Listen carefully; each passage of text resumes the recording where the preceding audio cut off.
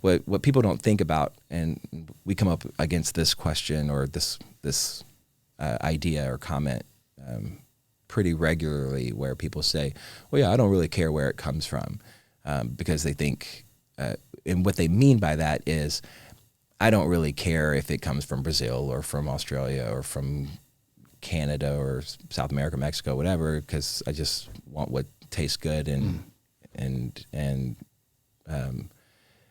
they want it inexpensive. Yeah. Usually that's what they mean by that. Like, I don't care if it comes from somewhere else, because it's not like it's going to hurt me.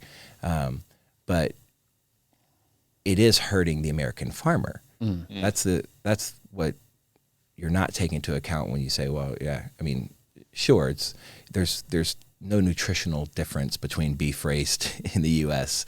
Or beef raised in Brazil. Like, because last time I checked, there's still cows, right? But the difference is the American farmer, the American families that are working these farms. There's 700,000 independent ranches, beef ranches in the U.S. today, about 700,000, and the average herd size is only about 50. Wow. Think about pretty that. Small. People have this idea that they think, you watch Yellowstone and you think that these ranchers have tens of thousands of acres, or in their case, hundreds of thousands of acres, and just all of these cattle and these massive operations.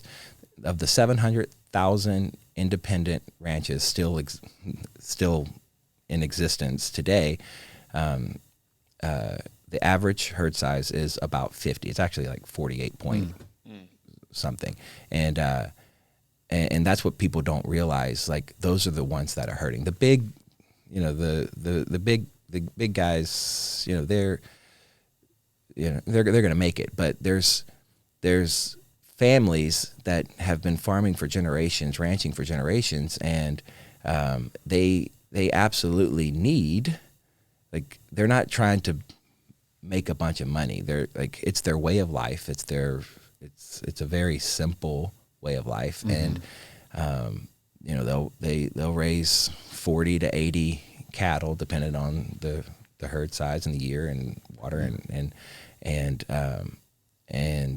they just absolutely love it. It's their, and they need to be able to get more money for them at the auction when they go to sell them.